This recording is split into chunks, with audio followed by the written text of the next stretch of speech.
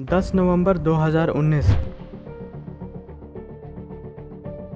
ये वो दिन था जब मैंने एक वीडियो अपलोड किया था। वीडियो का टॉपिक था क्या हो अगर ज़ॉम्बीज़ सच में आ जाएंगे। इस वीडियो में मैंने ऐसे कुछ टिप्स और कुछ जगहों के बारे में आप लोगों को बताया था जहां जाकर आप ज़ॉम्बीज़ से बच सकते हो अगर कभी फ्यूचर में ज़ॉम्बी एपोकलिप्स हुआ तो। और उस वीडियो में एट प्रेजेंट 28,000 व्यूज़ और 1,000 लाइक्स हैं। उस वीडियो में मैंने एक टारगेट रखा था कि अगर आप इस वीडियो में 1000 व्यूज़ से ज़्यादा व्यूज़ ले आते हो तो मैं इसका नेक्स्ट पार्ट भी लेकर आऊँगा।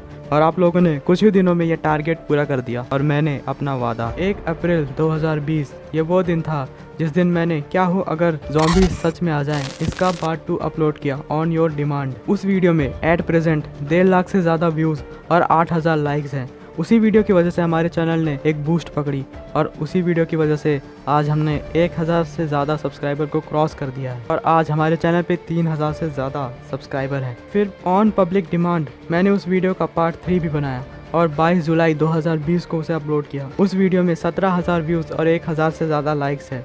फिर इसी तरह आपकी डिमांड से मैंने पार्ट 4 और पार्ट 5 भी बनाया क्या हो अगर ज़ॉम्बी सच में आ जाए इस सीरीज़ का। और इसी तरह हमने ज़ॉम्बी सीरीज़ के 5 एपिसोड्स बनाए और ज़ॉम्बी सीरीज़ के सारे ही एपिसोड में आप सभी ने गजब का रिस्पांस दिया है। उन सभी एपिसोड्स में 1,000 से ज़्यादा व्यूज़ हैं और कम से कम 100 से ज़्यादा लाइक्स हैं। वो सीरीज़ तो वहीं पर एंड हो गई पर शायद पब्लिक डिमांड नहीं। तो मैंने सोचा कि मैंने आज तक सिर्फ ज़ॉम्बी से बचने के लिए ही वीडियोज़ बनाया है तो क्यों ना मैं एक वीडियो इस चीज़ पे बनाऊं कि कौन से ऐसे कारण हो सकते हैं साइंटिफिक या नेचुरल जिनकी वजह से ज़ॉम्बी एपोकलिप्स रियल लाइफ में हो सकता है। फिर मैंने रिसर्च शुरू की और उस रिसर्च में जितनी इन्फॉर्मेशन यानी कि जानकारी मुझे मिली उस जानकारी को मैं आपके साथ इस वीडियो में शेयर करने वाला हूँ। तो वीडियो के लास्ट तक बने रहिए और हो सके तो वीडियो को लाइक कर देना और अभी से ही चैनल को सब्सक्राइब कर दो क्योंकि इस वीडियो में जो इन्फॉर्मेशन मिलने वाली है उसे सुनकर आप जरूर से इस चैनल को सब्सक्राइब कर दोगे तो अभी कर दो। तो शुरू करते हैं आज का अमेजिंग वीडियो जो कि है on public demand. So let's begin. Number 1, mad cow disease. Mad cow disease एक ऐसा डिसीज़ है जो तो सिर्फ अभी काउस में पाया जाता है पर यह डिसीज़ इंसान में आने में ज़्यादा टाइम नहीं लगेगा। जिस तरह से इंसान अपनी भूख को मिटाने के लिए तरह तरह के जानवरों को अपना शिकार बनाता जा रहा है उसे देखकर तो यही लगता है कि ये मैड काउ डिसीज़ को इंसानों में आने में ज़्यादा टाइम नहीं लगेगा। मैड काउ डिसीज़ इसका साइंटिफिक नाम है spongiform encephalopathy. Mad cow disease को 1980s में डिस्कवर किया गया था। ये डिसीज़ करता यह है कि ये काऊ के ब्रेन और स्पाइनल कॉर्ड को अपने कंट्रोल में कर लेता है और काऊ को वो एक माइंडलेस क्रिएचर बना देता है और फिर जो भी उस इन्फेक्टेड काऊ के सामने आता है वो काऊ उस पर अटैक करने लग जाता है। फिर वो कोई इंसान हो या फिर उसी के प्रजाति का कोई और दूसरा काऊ ही क्यों ना हो। आपने शायद इस चीज़ को रियल लाइफ में ज़रूर देखा होगा। कोई गाय अचानक से पागल हो जाती है और हर किसी पर हमला करने लग जाती है, वो इसी डिसीज़ के वजह से होता है। अगर आपने ऐसा कुछ रियल में देखा है तो मुझे कमेंट बॉक्स में ज़रूर मेंशन करना। ये तो मैंने आपको उस डिसीज़ के बारे में बताया जो कि काउस में पाया जाता है, पर क्या आप लोगों को पता है कि एक ऐसा ही सेम टू सेम इससे मिलता जुलता डिसीज़ इंसानों में भी पाया जाता है। उस डिसीज़ का नाम है क्यूटेस-फेल्डर-जैकोब डिसीज़। ये दोनों डिसीज़ ही यानी कि स्पॉन्जिफॉर्म एन्सेफेलोपैथी या क्यूटेस-फेल्डर-जैकोब ये दोनों डिसीज़ ही ज़्यादातर ब्रेन पर अटैक करते हैं और दिमाग के लिए घातक होते हैं। ये दोनों डिसीज़ होने का एक ही कारण है, वो कारण है प्रायोन। प्रायोन एक टाइप का प्रोटीन होता है जो कि नॉर्मल प्रोटीन को ट्रिगर करता है एबनॉर्मल ग्रो करने में। प्रायोन भी एक डिसीज़ की ही तरह होता है। ये डिसीज़ तब होता है जब एक नॉर्मल प्रायोन प्रोटीन बहुत सारे सेल्स जो कि ब्रेन में पाए जाते हैं उनमें पाया जाने लगे और एबनॉर्मल मात्रा में ग्रो होने लग जाए, तब ये ब्रेन को डैमेज करने लग जाता है। इस एबनॉर्मल प्रोटीन कलेक्शन की वजह से ब्रेन मेमोरी में डैमेज पहुंचता है और इंसान की पर्सनैलिटी चेंज होने लग जाती है। मतलब जैसे कि इंसान अजीब तरह से चलने लग जाता है, अजीब तरह से आवाज़ें निकालने लग जाता है और तो और बहुत आक्रामक भी हो जाता है। इस डिसीज़ से इन्फेक्टेड इंसान अचानक से किसी पर भी अटैक कर सकता है। अकॉर्डिंग टू एक्सपर्ट्स क्यूटेस-फेल्डर-जैकोब डिसीज़ या तो कच्चा पक्का मांस खाने की वजह से होती है या तो भैंस के मांस की वजह से होती है। अभी एक्सपर्ट्स को इस डिसीज़ के बारे में ज़्यादा कुछ तो नहीं पता पर ये दोनों ही डिसीज़ यानी कि स्पॉन्जिफॉर्म एन्सेफेलोपैथी और क्यूटेस-फेल्डर-जैकोब ये दोनों डिसीज़ इंसान और जानवर दोनों के लिए ही खतरनाक है। अगर कोई इंसान मैड काउ डिसीज़ या फिर क्यूटेस-फेल्डर-जैकोब डिसीज़ से इन्फेक्टेड होगा तो उनमें ये सिम्टम्स दिखेंगे। नंबर 1, चेंज इन गेट यानी कि चलने फिरने के ढंग में चेंज होने लगेगा। नंबर 2, हेलुसिनेशन यानी कि इन्फेक्टेड इंसान को भ्रम होने लगेगा अलग अलग और अजीब अजीब तरह के।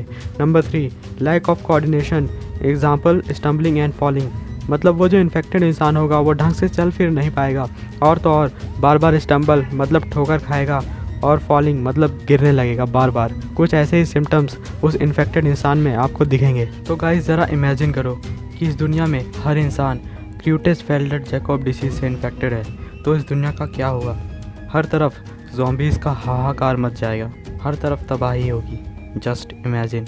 Number 2, brain parasites and neurotoxins. क्या आपको पता है कि हमारे मदर नेचर में पहले ही ऐसे कुछ पैरासाइट्स पनप रहे हैं जो कि ज़ॉम्बी एपोकलिप्स का कारण बन सकते हैं। इनमें से कुछ पैरासाइट्स और वायरसेस अभी एक्टिव ही नहीं हैं, पर कुछ टॉक्सिक पैरासाइट्स हैं जो सिर्फ अभी एनिमल पर ही अटैक करते हैं। टॉक्सोप्लाज्मा गोंडाई, इस पैरासाइट का एग्जाम्पल हमको रियल लाइफ और नेचर से ही मिलता है। जब एक चूहे को बिल्ली काट लेती है, मारती नहीं सिर्फ काट लेती है, तब वो चूहा इसी पैरासाइट से इन्फेक्ट हो जाता है, और जब उसी इन्फेक्टेड चूहे को वो बिल्ली दोबारा से खा लेती है तो वो बिल्ली भी इसी पैरासाइट से यानी कि टॉक्सोप्लाज्मा गोंडाई से इन्फेक्ट हो जाती है। फिर जो वो इन्फेक्टेड कैट होती है, उस इन्फेक्टेड कैट में आप एक चेंज नोटिस करोगे। वो चेंज ये होगा कि वो प्यारी सी बिल्ली अब बहुत ज्यादा गुस्सैल और बहुत ज़्यादा आक्रामक हो गई होगी। वो बिल्ली हर किसी पे हमला करेगी, चाहे वो फिर आप हो या फिर उससे बड़ा कोई जानवर। पर आप लोग चिंता मत करो, क्योंकि ये जो पैरासाइट है वो सिर्फ अभी कैट और रैट पर ही अटैक करता है, इंसानों पर नहीं। और मैं आप लोगों को इस पैरासाइट के बारे में एक बात बता दूं कि ये टॉक्सोप्लाज्मा गोंडाई ज़्यादातर कैट के मल में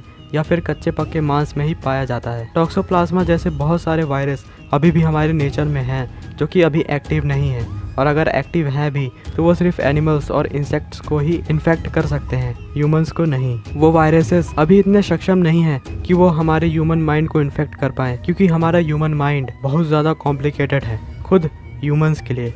पर टाइम कभी एक जैसा नहीं रहता है। आप लोगों ने हैती देश के बारे में तो जरूर सुना ही होगा, जहाँ से यह ज़ॉम्बी का कॉन्सेप्ट आया है। वहाँ पर जो तांत्रिक था जो लोगों को अपने कंट्रोल में करके अपने खेतों में काम कराता था, वो तांत्रिक शायद कुछ ऐसे ही पैरासाइट्स और न्यूरोटॉक्सिन्स या फिर कुछ ऐसे ही जड़ी बूटियों का इस्तेमाल करता था उनको अपने कंट्रोल में करने के लिए। Number 3, nano viruses are in the process of creation. आज का जमाना बहुत एडवांस हो गया है। साइंटिस्ट रोज रोज आए दिन इंसानों की डेवलपमेंट के लिए कुछ ना कुछ इन्वेंट करते ही रहते हैं। उनमें से कुछ चीजें इंसानों के काम आती है, इंसानों के भलाई के लिए ही होती है, तो उनमें से कुछ चीजें खुद इंसानों के लिए ही खतरनाक बन जाती है।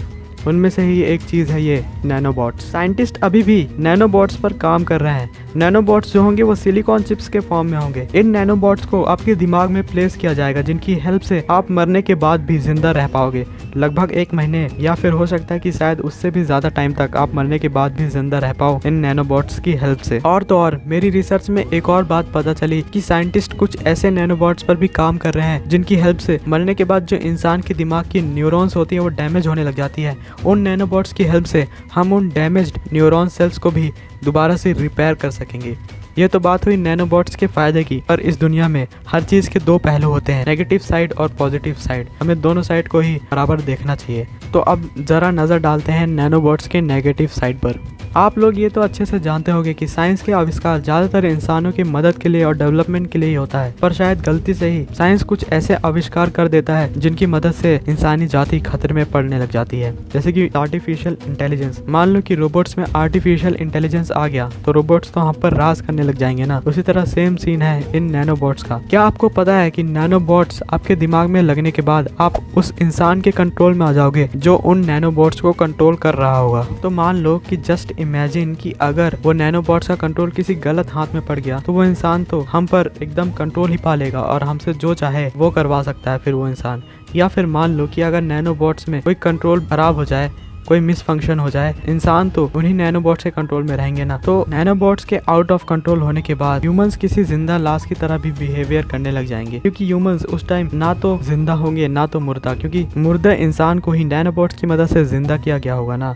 तो अगर nanobots he out of control हो जाएंगे तो इंसान भी, मुर्दा इंसान भी तो किसी ज़ॉम्बी की तरह बिहेव करने लग जाएगा ना, और उसके बाद जो होगा वो अनइमेजिनेबल होगा। Number 4, stem cells research is aimed at reviving dead cells. Stem cell एक टाइप का सेल होता है with unique ability. Stem cell करता यह है कि यह बॉडी में एक स्पेशलाइज्ड सेल को डेवलप करता है।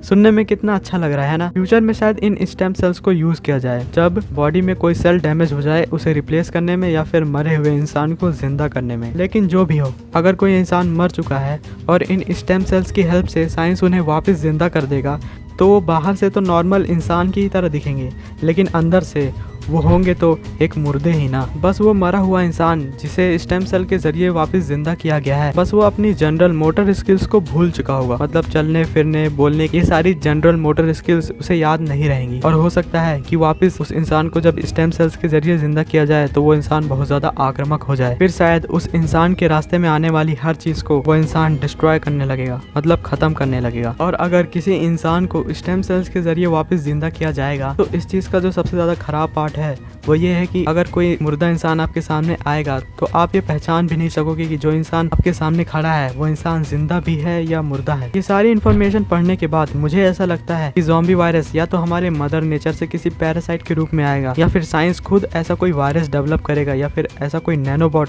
या स्टेम सेल डेवलप करेगा जिसके वजह से ज़ॉम्बी एपोक्लिप्स होगा और इंसानी प्रजाति पूरी तरह से खत्म हो जाएगी, या फिर हम इंसान खुद ज़ॉम्बी वायरस को अपने बॉडी में लेंगे। क्योंकि जिस तरह से हम इंसान खाने के लिए तरह तरह के जानवरों को मारते हैं उसे देखकर तो ऐसा ही लगता है कि इंसान खुद ज़ॉम्बी एपोक्लिप्स का कारण बनेगा। क्योंकि आज का जैसा टाइम चल रहा है ना, वो भी तो हम इंसानों की वजह से हुआ है ना।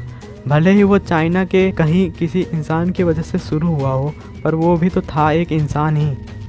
तो अपना ख्याल रखिए, घर में रहिए, स्टे सेफ और मेरी वीडियोस ऐसे ही देखते रहिए। वीडियो को लाइक कर देना और जाने से पहले अगला टॉपिक मुझे कमेंट में बता देना। चैनल को ज़रूर से सब्सक्राइब कर लेना क्योंकि अभी भी बहुत सारे लोगों ने चैनल को सब्सक्राइब नहीं किया है। और मिलते हैं नेक्स्ट वीडियो में। इंस्टाग्राम पे फॉलो कर लो। तब तक के लिए पीस आउट।